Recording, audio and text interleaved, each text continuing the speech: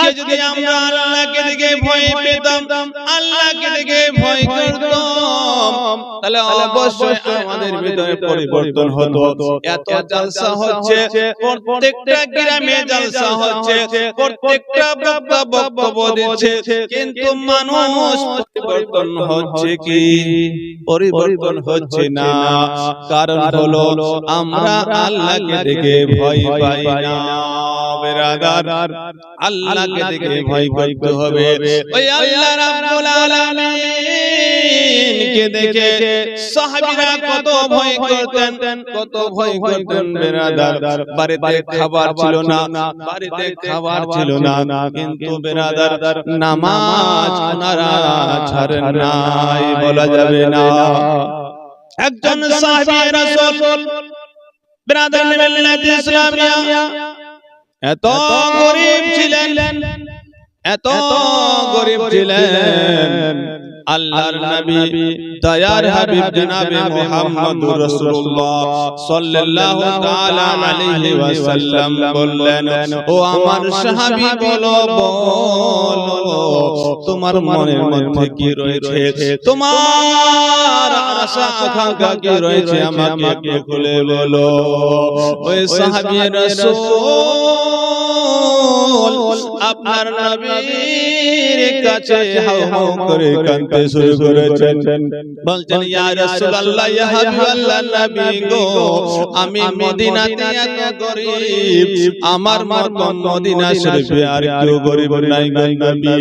ইয়া রাসূলুল্লাহ, ইয়া হাবিবাল্লাহ, নবী গো, আমার সাথে কেউ কথা বলে না, আমাকে কেউ জিজ্ঞাসা না। নবী গো, আপনি আমাকে জিজ্ঞাসা করলেন, ও গো দয়ার নবী, ও গো মায়ার নবী, আমার মতো এই জগতের বুকে মনে হয় কেউ গরীব নাই। নবী গো, আপনি আমাকে এতটা ভালোবাসেন, এতটা ভালোবাসেন, আপনি আমাকে জিজ্ঞাসা করলেন, ও গো দয়ার নবী, ও গো মায়ার নবী, জনাবে মুহাম্মদুর রাসূলুল্লাহ সাল্লাল্লাহু তাআলা আলাইহি ওয়াসাল্লাম বেরাদার কথাবার্তা হচ্ছে, এমন সময় জিবরাইল আমিন হাজির হয়ে গেলেন। জিবরাইল আমিন নবীর কাছে এসে বলতে লাগলেন, ইয়া রাসূলুল্লাহ, ইয়া হাবিবাল্লাহ, নবী গো, আপনি যার সাথে কথা বলছেন গো নবী, যাকে আপনি জিজ্ঞাসা করছেন গো নবী, যাকে আপনি প্রশ্ন করছেন গো নবী, সে কিন্তু কালকে আপনার জোহরের টাইমে মারা যাবে নবী গো, কালকে এই দুনিয়া ছেড়ে চলে যাবে। বিরাদার মিল্লাতে ইসলামিয়া, নবী আমার যখন এরকম কথা শুনতে পেলেন, নবী আমার যখন এই বক্তব্য শুনতে পেলেন, জিবরাইল বলতেছেন উনি আর বাঁচবেন না, কালকে উনি মারা যাবেন। ও বিরাদার মিল্লাতে ইসলামিয়া, সঙ্গে সঙ্গে আমার নবী মুস্তাফা সাহাবীকে জড়িয়ে ধরেছে, সাহাবীকে জড়িয়ে ধরে বলতেছে, ওগো আমার বন্ধু, ওগো আমার সাহাবী, বলো বলো তোমার মনের আশা কি রয়েছে, তোমার মনের ভিতরে কি রয়েছে, আমাকে একটু খুলে বলো। ও বেরাদার, ওই সাহাবী রাসূল তখন আপনার নবীর কাছে হাউ হাউ করে কাঁদতে শুরু করেছিলেন। বললেন, ইয়া রাসূলুল্লাহ, ইয়া হাবিবাল্লাহ, নবী গো, আমার দুইটা আশা মনের মধ্যে রয়েছে গো নবী, কিন্তু আমি কাউকে বলতে পারিনি, কাউকে বলি নাই। কারণ হলো আমার আশা আমার মনের মধ্যে রয়ে গেছে গো নবী, কিন্তু আপনি যখন আমাকে বললেন, আমি বাধ্য আপনাকে বলবো, ইয়া রাসূলুল্লাহ, ইয়া হাবিবাল্লাহ, নবী গো, আমার মনের মধ্যে দুইটি আশা রয়েছে গো নবী। একটি আশা রয়েছে আমি যুবক হয়ে গেছি, আমি যুবক হয়ে গেছি গো নবী, আমি চাই আমার যেন আপনার বিয়ে হয়ে যায় নবী গো, কিন্তু আমি এত গরিব, আমাকে মদিনাতে কেউ মেয়ে দিতে চাই না। দয়ার নবী, মায়ার নবী জনাবে মুহাম্মদুর রাসূলুল্লাহ সাল্লাল্লাহু তাআলা আলাইহি ওয়াসাল্লাম বেরাদার, এই শোনার পরে সঙ্গে সঙ্গে আপনার সাহাবী রাসূলকে বললেন, ও আমার সাহাবী বিলাল, শোনো শোনো, আমার কাছে এসো। এই সাহাবী রাসূল বিয়ে করতে চাইছে, একে বিয়ের ব্যবস্থা করে দিতে হবে। বিরাদার মিল্লাত ইসলামিয়া, নবী আমার ওই সাহাবীকে জিজ্ঞাসা করলেন, ওগো আমার বন্ধু, ওগো আমার সাহাবী, বলো তুমি কাকে বিয়ে করতে চাও, বলো বলো। সেই সাহাবী রাসূল নবীর কাছে আপনার মন খুলে বলতেছেন, ইয়া রাসূলুল্লাহ, ইয়া হাবিবাল্লাহ, নবী গো, আমার একটা চাচার মেয়ে রয়েছে গো নবী, আমি ওই চাচার মেয়েকে বিয়ে করতে চাই। ব্রাদার ইসলাম যেমনি এই কথা বলেছেন, দয়ার নবী আমার বেলালকে পাঠিয়ে দিলেন। বেলালকে বললেন, যাও যাও এনার চাচাকে গিয়ে বলো, দয়ার নবী, মায়ার নবী আপনাকে বলেছে আপনার মেয়েকে রেডি করতে বলুন। সুবহানাল্লাহ। ও ব্রাদার ইসলাম, আপনার সাহাবীরা চলে গেলেন, ওনার বাড়িতে চলে গেলেন। যাওয়ার পরে ওই মানুষটাকে বলতে লাগলেন, ওগো নবীর সাহাবা, শোনো শোনো, দয়ার নবী, মায়ার নবী আপনার বাড়িতে আমাদেরকে পাঠিয়েছে, কারণ হলো আপনার মেয়ে যুবতী রয়েছে, আপনার মেয়ের আজকে বিয়ে দিবে। দয়ার নবী, মায়ার নবী আপনার মেয়েকে আজকে রেডি করতে বলেছে, তৈরি করতে বলেছে। বিরাদার, ওই মেয়েটাকে আপনার দুলহান বানিয়ে বিরাদার নবীর কাছে হাজির করে দিলেন। বলা যাবে না সুবহানাল্লাহ। দয়ার নবী, মায়ার নবী আবার জিজ্ঞাসা করলেন, ওগো আমার সাহাবী, ওগো আমার বন্ধু, বলো বলো আর কি আশা রয়েছে, কি আকাঙ্ক্ষা রয়েছে, তুমি আমাকে খুলে বলো। ব্রাদার ইসলাম নবীর কাছে ওই সাহাবী রাসূল বলতে লাগলেন, ইয়া রাসূলুল্লাহ, ইয়া হাবিবাল্লাহ, নবী গো, আমি এত গরিব গো নবী, আমি জীবনে হালুয়া খাইনি নবী গো, আমার ইচ্ছা রয়েছে আমি একটু হালুয়া খেলে আমার মন খুশি হতো, বলুন সুবহানাল্লাহ। ব্রাদার ইসলাম যেমনি নবী আমার এই কথা শুনলেন, ব্রাদার নবীর চোখে পানি করতে শুরু করলেন। বলা যাবে না।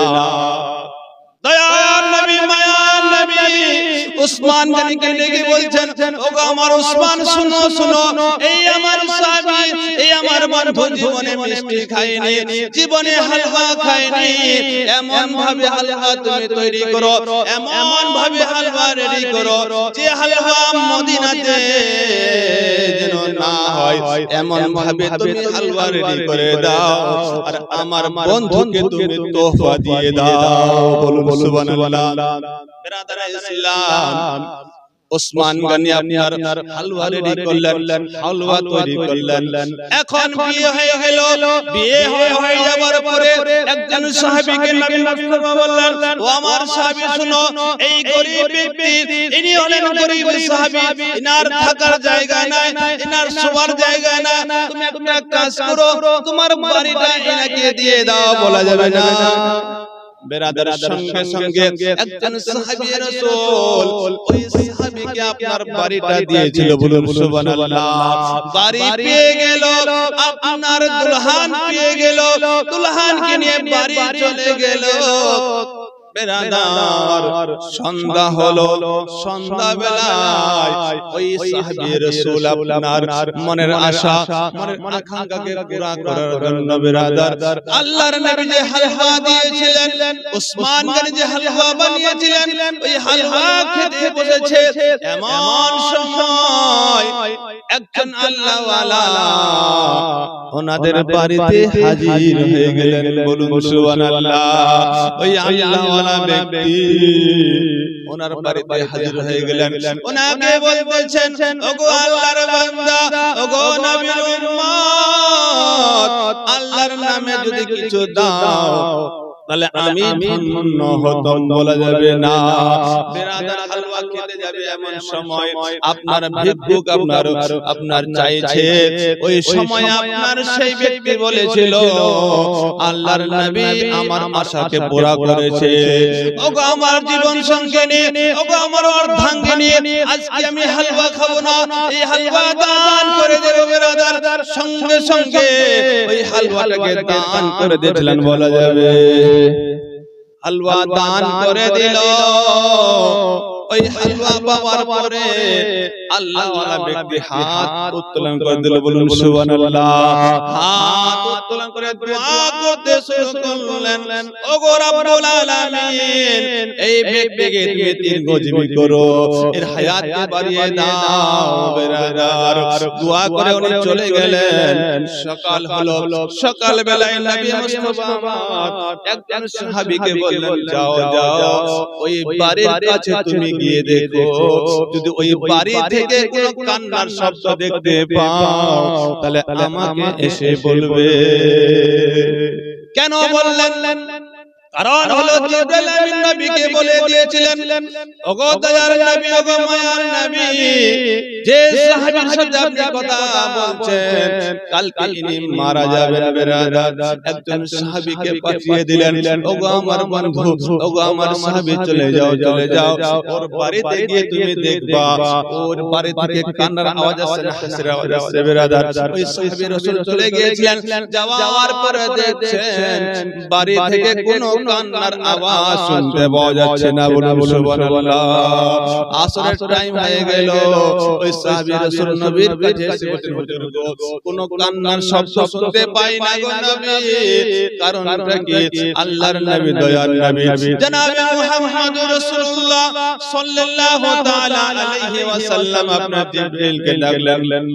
জিবরাইলকে বলছেন, ওগো আমার বন্ধু জিবরাইল, বলো বলো, তুমি কালকে বলেছিলে সেই ব্যক্তিটা মারা যাবে, কিন্তু এখনো তো মারা যায়নি, কারণটা কি? জিবরাইল আমিন দয়ার নবী মায়ার নবীকে বলতে লাগলেন, ইয়া রাসূলুল্লাহ, ইয়া হাবিবাল্লাহ, নবী গো, ইনি মারা যেতেন, কিন্তু নবী গো, যে হালুয়া ওসমান গনি বানিয়েছিল, এই হালুয়া না খেয়ে দান করেছে। এই দান করার কারণে আল্লাহ রাব্বুল আলামিন তার হায়াতকে বাড়িয়ে দিয়েছে, বলুন সুবহানাল্লাহ।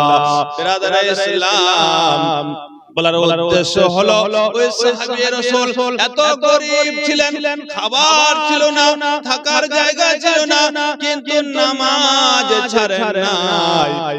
আর আজকে দেখুন তো কোনো বাড়িতে কোনো সমস্যা নাই, বাড়ির সকলের আছে, খাবার অভাব নাই, পড়ার অভাব নাই, এত ঠান্ডা আছে, কিন্তু আমরা ঠান্ডা অনুভব করতে পারছি না। কারণ হলো আমাদের পোশাক এত হয়ে গেছে, এত দামি দামি পোশাক হয়ে গেছে, এই পোশাকের কারণে আমাদের ঠান্ডা লাগে না। লাগছে কি ঠান্ডা? লাগছে না। ঠান্ডা লাগছে না কারণ হলো আল্লাহ আপনাকে টাকা দিয়েছে, আল্লাহ আপনাকে ধন সম্পদ দিয়েছে। এই ধন সম্পদের কারণে আপনি পোশাক পরেছেন, আপনি সোয়েটার পরেছেন, আপনি কাপড় পরেছেন, তার জন্য ঠান্ডা লাগছে না। কিন্তু বিরাদর আপনাকে বলতে চাই, আপনাকে আল্লাহ রাব্বুল আলামিন পাক কোরআনে বলে দিয়েছেন, ইত্তাকুল্লাহ, ও আমার বান্দাগণরা, তোমরা আমাকে দেখে ভয় করো। এই দুনিয়ার ঠান্ডা তুমি শেষ করতে পারবে, কিন্তু কবরের ঠান্ডা শেষ করতে পারবে না। কালকে যখন কবরে আপনাকে রেখে আসবে, ততই ঠান্ডা হবে না কেন, ওই কবরে আপনাকে কেউ কম্বল দেবে না। দিবে কি? দেবে না। ওই কম্বলের ব্যবস্থা করতে হলে আপনাকে নামাজ পড়তে হবে, ওই কম্বলের ব্যবস্থা করতে গেলে আপনাকে রোজা রাখতে হবে। ও বিরাদার, আর বেশি দিন সময় নাই। আজকে রজব মাসের 6 তারিখ, মনে আছে আপনাদের? মনে নাই? আজকে হয়ে গেল 20 তারিখ, আর মাত্র 1 মাস 10 দিন পর রমজান। এই রমজান মাস আল্লাহ পাক আপনাকে আমাকে যদি তৌফিক দেয় তাহলে পাবো, নচিত পাবো না। এই রমজান মাসের আগে আমরা যদি সঠিকভাবে নামাজ শুরু করে দিই, আমরা যদি সঠিকভাবে আপনার ইবাদত শুরু করে দিই, অবশ্যই দেখবেন আল্লাহ রাব্বুল আলামিন আপনাদের আমাদের সকলের গুনাহ খাতাকে maaf করে দেবেন। তাই আমাদেরকে কি করতে হবে? আগে রেডি হয়ে যেতে হবে, আগে রেডি হয়ে যেতে হবে। আমরা কিন্তু মুসলমান, হঠাৎ করে রমজান মাস আসবে, রোজা শুরু করে দেব, কিন্তু বিরাদার তখন আপনার অসুবিধা হতে পারে। কিন্তু এখন থেকে যদি আপনি অভ্যাস করেন, অবশ্যই দেখবেন কোনো অসুবিধা হবে না। আপনাকে একটা উদাহরণ দিই, আপনি দেখছেন এই ফ্যান চলছে কি চলছে না? এখন ঠান্ডার সময় ফ্যান বন্ধ, ফ্যানের দরকার পড়ে না।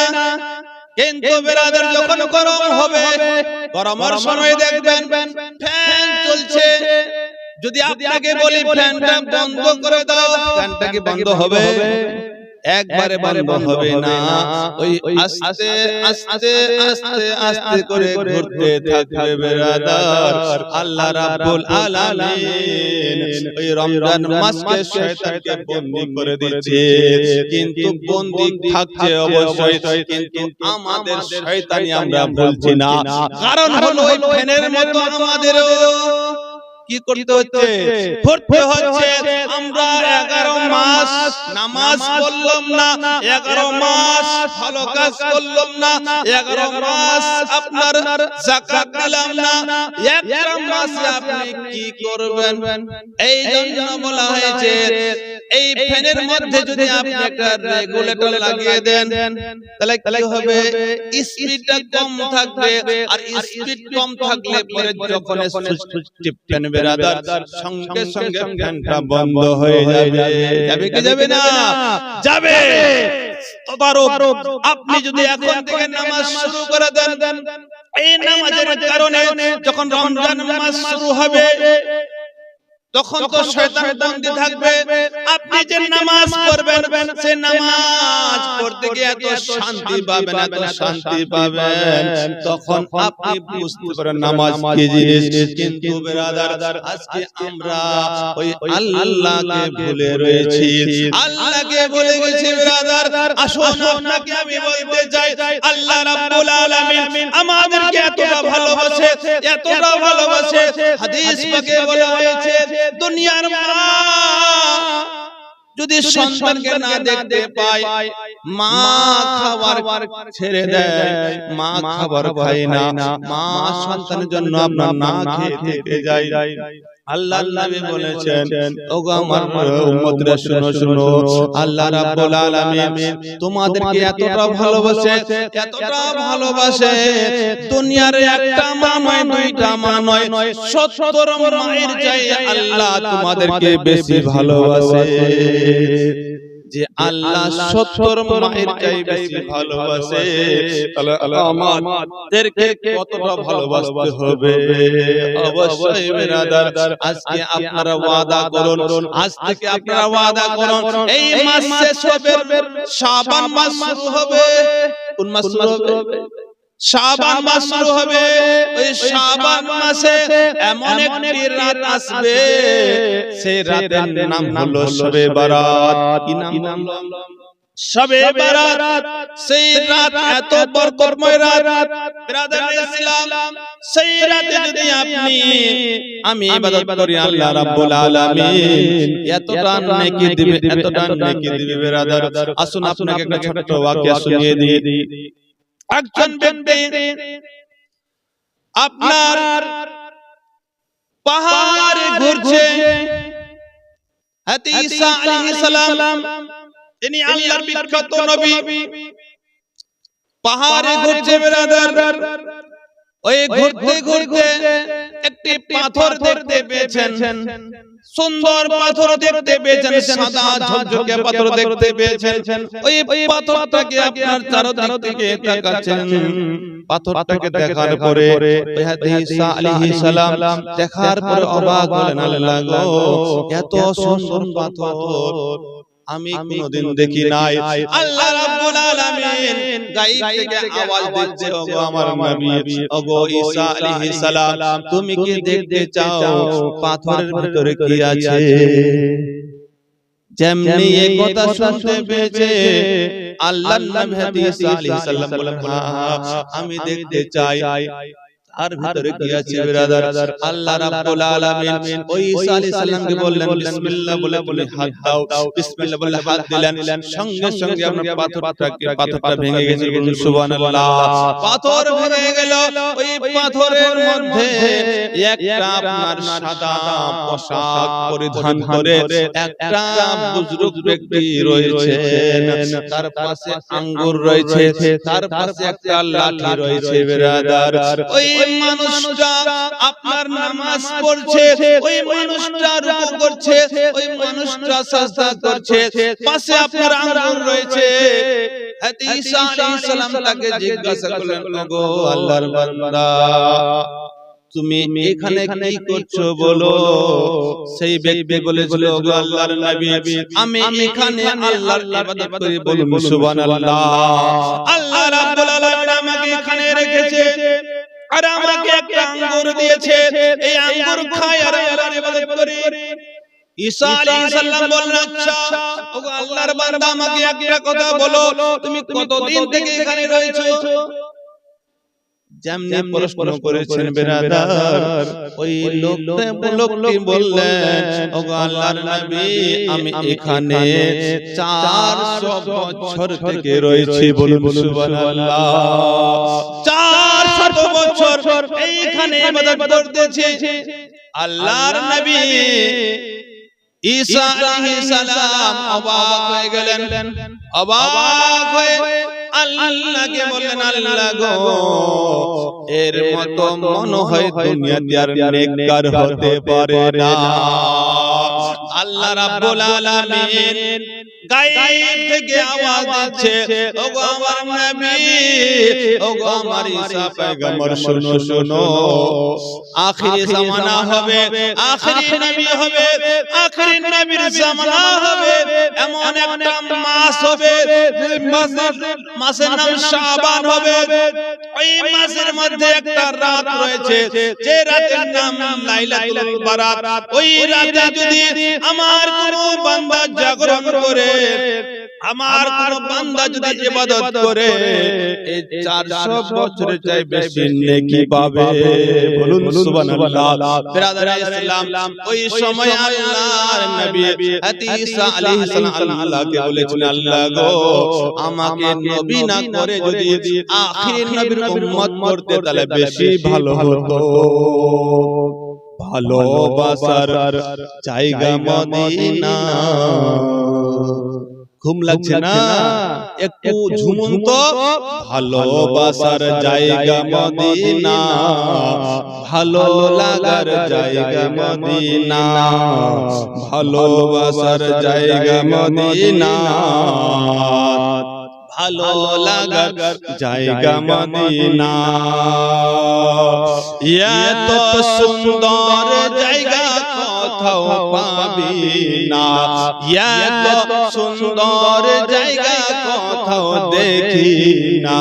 সাজিয়েছেন দয়াল রাব্বানা, ভালোবাসার জায়গা মদিনা, ভালো লাগার জায়গা মদিনা, ভালোবাসার জায়গা মদিনা। মদিনা শরীফে নূরের খাজিনা। বলুন, মদিনা শরীফে নূরের খাজিনা। আশিক ছাড়া অন্য বুঝে না, ভালো লাগার জায়গা মদিনা, ভালোবাসার জায়গা মদিনা, ভালো লাগার জায়গা মদিনা। একদিন কবরে যাব কেউ তো যাবে না, যাবে কেউ যাবে না, যতই বন্ধু বান্ধব থাকুক না কেন আপনাকে একাই যেতে হবে। কি বলছে? একদিন কবরে যাব কেউ তো যাবে না, যাবে আমার শাহে মদিনা। বলুন ভালো লাগার জায়গা মদিনা, ভালোবাসার জায়গা মদিনা, ভালো লাগার জায়গা মদিনা। যতই দরুদ পড়ি তৃপ্তি মিটে না, বলুন সুবহানাল্লাহ। যতই দরুদ পড়ি তৃপ্তি মিটে না, মিলাদে ও শান্তি থাকে না, ভালো লাগার জায়গা মদিনা, ভালোবাসার জায়গা মদিনা, ভালো লাগার জায়গা মদিনা। আমাদের সকলের অনেক বেশি গুনাহ করি না, সকলের গুনাহ আছে। তাই কি কবি সুন্দর ভাষায় বলছে, আমাদের সকলের অনেক বেশি গুনাহ, তাই নবীজির কদম ছাড়ব না, ভালোবাসার জায়গা মদিনা, ভালো লাগার জায়গা মদিনা। ঘুমাতে হবে না, বলুন না, ভালোবাসার জায়গা মদিনা। আমরা কার উম্মত, আমরা কার উম্মত? নবীর উম্মত বিরাদার। যেহেতু আমরা নবীর আশিক, নবীর দিওয়ানা, নবী ছাড়া কেউ জান্নাত পাবে? কেউ পাবে না। আসুন একটু নবীকে আমরা স্মরণ করি। যেহেতু আমরা নবীর দিওয়ানা, তো সকলকে একটা কথা বলতে হবে, আমরা নবীর দিওয়ানা, আমরা নবীর পাগল দিওয়ানা। বলা যাবে না? এইটুকু সকলকে বলতে হবে, আমরা নবীর পাগল দিওয়ানা। জোরে জোরে বলো না, আমরা নবীর পাগল দিওয়ানা। সবাই মিলে বলো না, আমরা নবীর পাগল দিওয়ানা। আল্লাহ বলে রাত দিন আসতেছেন রহমাতাল লিল আলামিন। কেউ তো নিরাশ যাবে না খো, কেউ তো নিরাশ হবে না খো, ও তো রহমতের খাজানা। আমরা নবীর বলে গেলেন নাকি পাগল দিওয়ানা, আমরা নবীর পাগল দিওয়ানা। জোরে জোরে বলো না, আমরা নবীর আশিক দিওয়ানা। দিওয়ানা দিওয়ানা, আমরা নবীর পাগল দিওয়ানা।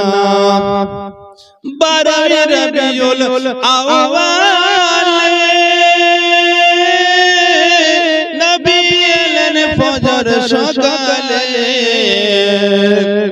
বিশ্ব নবীর আগমনে, দয়ার নবীর আগমনে দুঃখ যে আর রইল না, আমরা নবীর পাগল দিওয়ানা। আপনারাও বলেন না, আমরা নবীর পাগল দিওয়ানা। জোরে জোরে বলেন না, আমরা নবীর পাগল দিওয়ানা। নবী যখন এ দুনিয়ায় এলো, সারা জগৎ আধার ছিল গো, নূরে হলো সারা জগৎ, রোশন হলো সারা জগৎ, নবীর নূরের রোশনা। আমরা নবীর পাগল দিওয়ানা।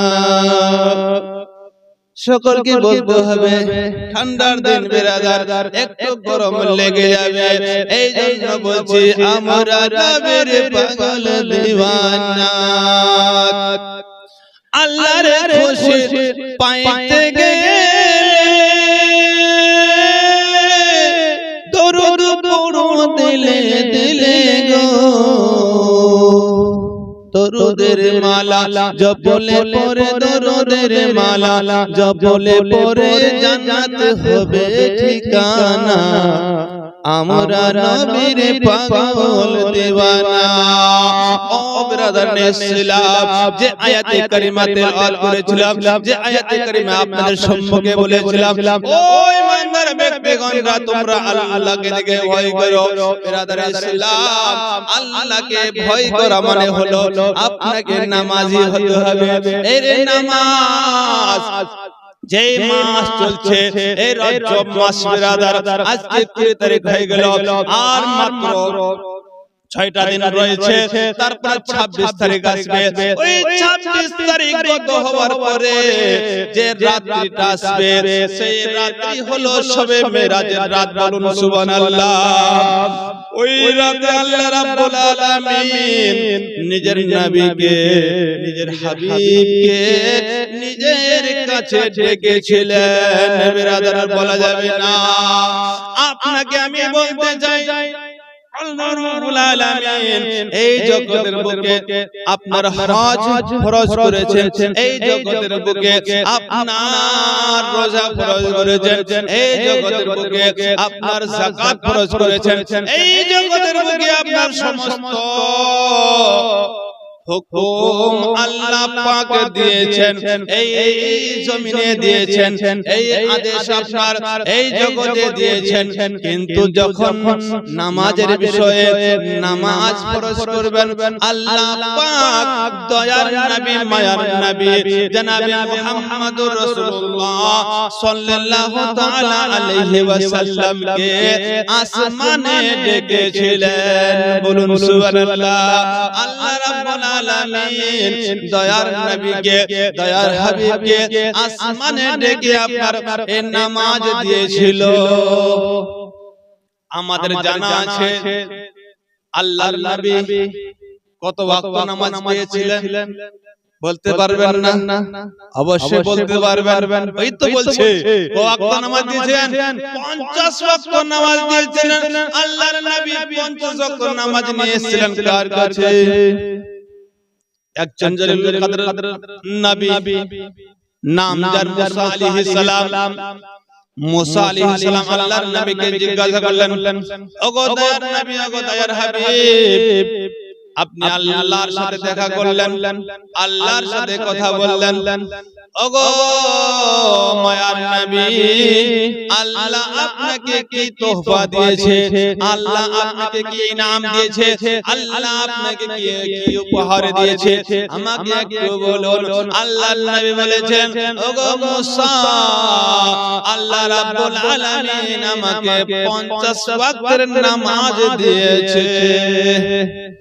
মুসা আলাইহিস সালাম বললেন, ইয়া রাসূলুল্লাহ, ইয়া হাবিবাল্লাহ, নবী গো, আমার উম্মত এত তাকওয়ার ছিল, এত শক্তিশালী ছিল, এত পাওয়ারফুল ছিল, আমার উম্মতরা পড়তে পারেনি।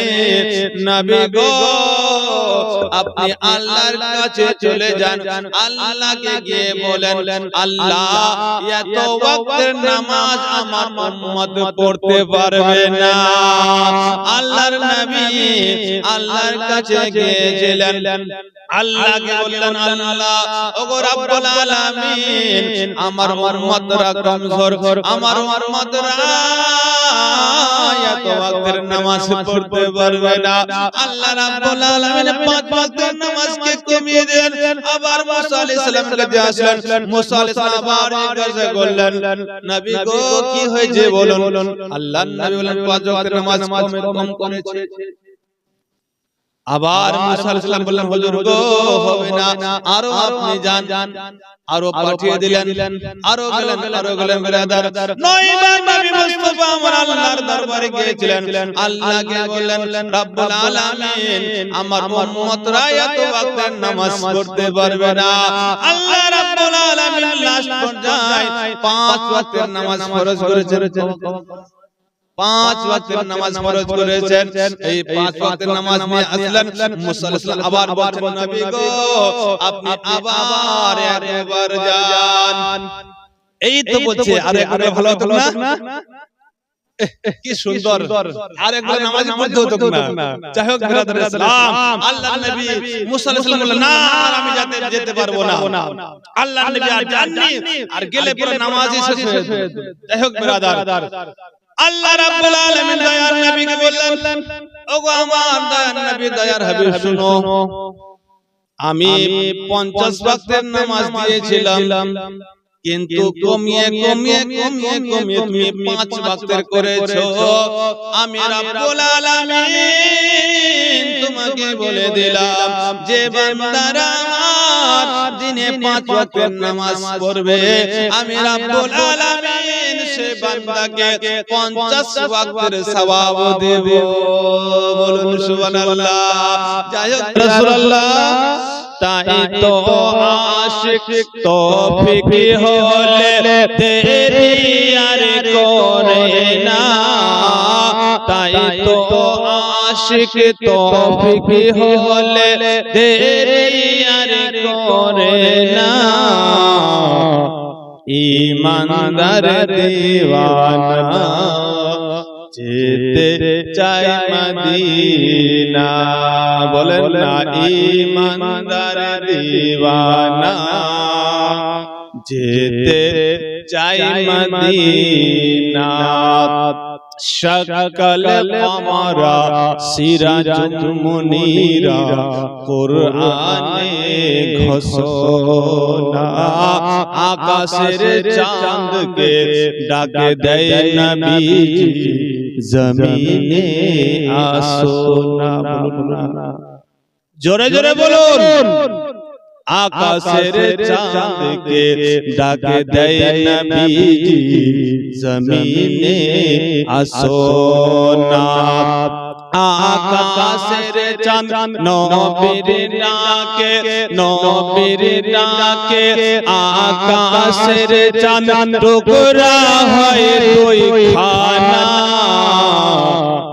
ईमानदार दीवाना যেতে চায় মদিনা ঈমানদার দিওয়ানা যেতে চায় মদিনা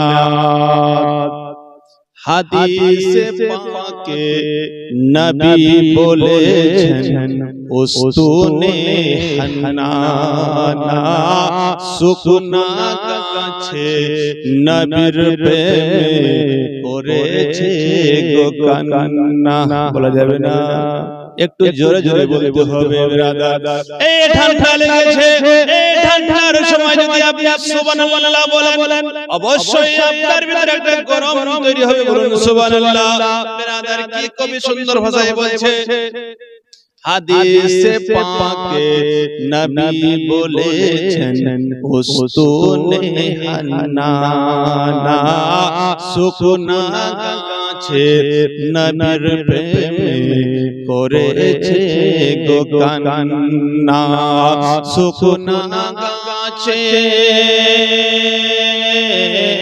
বলুন ইয়া রাসূলুল্লাহ সুকুনা গাছে নবীজি सुकुना गाछे नबी जीने मुनाफिक जीने ना ईमानदार दीवाना भूले गए नाकि जेते चाय मदीना ईमानदार दीवाना जेते चाय मदीना खैबर प्रांते आलिर कुले नबी सैयदीना আসরের নামাজ কাজা হয়ে যায় নবীকে জাগায় না ব্রাদার আমাদের কত নামাজ কাজা হচ্ছে কিন্তু আমাদের মনে কোনো কষ্ট হয় না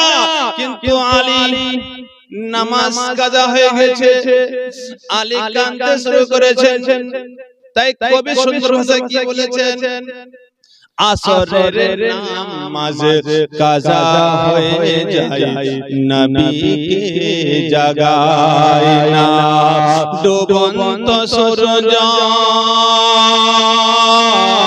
বলুন ইয়া রাসূলুল্লাহ ডুবন্ত সূর্য ডাক দিয়ে কয় আলী নামাজ পড়ো না ঈমানদার দিওয়ানা যেতে চাই মদিনা আল্লাহুম্মা সাল্লি আলা